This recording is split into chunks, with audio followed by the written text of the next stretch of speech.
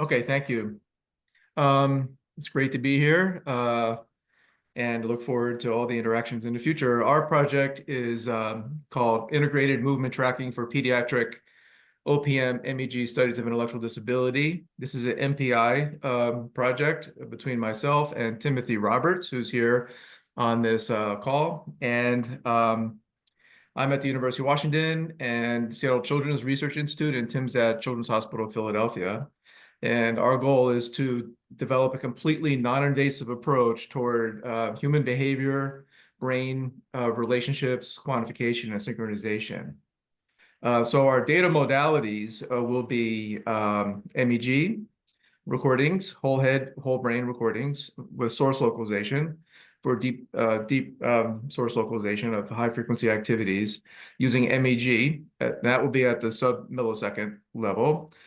We will integrate movement video tracking and by three-dimensional movement tracking using multiple video cameras at the millisecond frame rates and clinical evaluations. And our research participants are 10 to 15-year-old children, many with autism, with varying degrees of intellectual ability and intellectual disability. Okay, so the team. Hang on a second, I'm having trouble. There we go. This is our team of our wearable MEG consortium. It involves a series of pediatric neuroscientists, MEG neuroscientists, neuropsychologists, a neuroethicist, developmental pediatrician at the Seattle Research Institute and the Children's Hospital of Philadelphia with myself and Tim Roberts as MPIs. And at Estes, a clinical psychologist directing the University of Washington Autism Center in Seattle. A technology team at FieldLine Medical in Boulder, Colorado. Orang Alum, Sven Knapp, Teresa Chung, and Jeremy Hughes. These are physicists, atomic physicists, and engineers that are developing new sensor technology that I'll talk about in a second for wearable on-scalp MEG. And then we benefited from colleagues at the University of Colorado, Anschutz, Isabella Bard, and at the NIMH, Steve Robinson. So this is our group.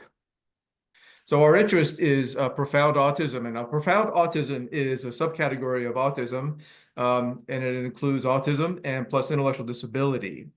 And so of about 4 million people that are born in the United States these years, 1 in 36 will have autism, and 30% of those will have profound autism, which means autism with IQs typically always below 70 and typically below 50. About 30% of children with autism have profound autism, and that translates to 33,000 children per year that are born and will be diagnosed with profound autism. Children with profound autism are either nonverbal or minimally verbal, and they have either minimal or no self-sufficiency for their lifetimes. There's a sex difference between autism and profound autism, whereas it's well documented that non-profound autism has a ratio is skewed toward males, 3 to 1 toward males. Profound autism is slightly biased toward females, 1.25 females to 1 male. There are racial differences in profound autism. The Blacks and Hispanics have a higher percentage of children with profound autism than whites. So there's a high societal imperative to study profound autism. It's a uniquely human condition, and there's no therapy and very little neuroscience. So we have a view that since we're all here in this program talking about real-world, real-time interactions of the nervous system with the environment, that this is mediated through the electrical activity of brain circuits. And we recognize that multiple brain circuits contribute to human intellect, but that each of these brain circuits can be assessed electrically through the proper recording techniques and could be, with the proper paradigms, assessed as a system checkup, so to speak. And so in the case of profound autism, we know that learning is impaired, sleep is impaired, language is impaired, and there's a lot of focus now on motricity. So children with profound autism are very much impaired in their ability to perform skilled motor tasks and even relatively simple tasks, motor tasks. And so if you think of each of these 4 domains as separate types of neural systems, the more the greater the impact on each of these 4 plus additional neural systems there is in an individual child due to genetic or environmental insults, the higher the probability that that child will have profound autism and severe intellectual disability. So our brain recording technique is optically pumped magnetometer MEG. And so you're all familiar with the traditional MEG, where a person sits relatively immobilized underneath a helmet of coils that are supercooled by liquid helium, and they operate in the superconducting regime.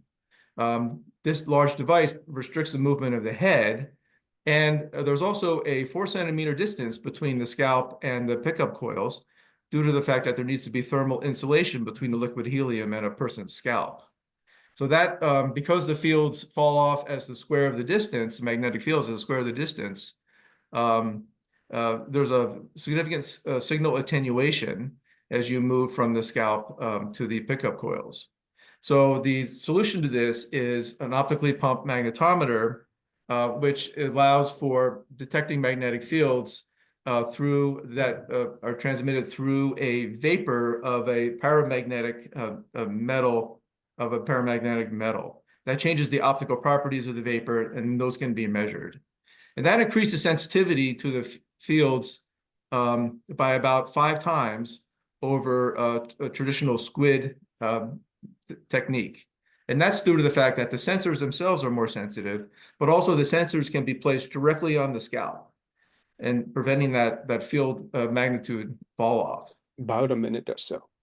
Okay. And so our goal is to create a sensor array that can fit on a child's head that will allow that child to move freely in the environment.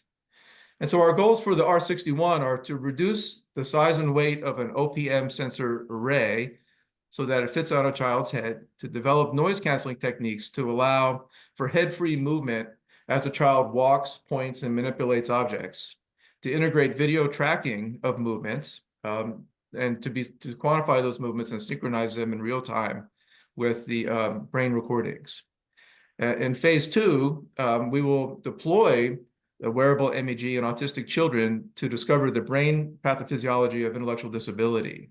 And this will occur in our clinical sites during tasks that we know, movement tasks, auditory processing tasks, and associative learning tasks that predict intellectual disability in children. And then we'll determine, by using brain coherence analysis and other additional analyses that we'll develop, the overlap in the brain circuits of motricity, auditory processing, and learning that are disrupted by identifiable pathophysiology in profoundly autistic children, and which will be of interest in terms of understanding the brain circuitry that is critical for optimal intellectual development. And this will have implications for prognostics, diagnostics, responses to intervention. Ultimately, we hope closed-loop modulation that will be used to promote intellectual development, as well as biomarkers that could be used for intervention feedback. And so I think that's my time, and I'll take questions.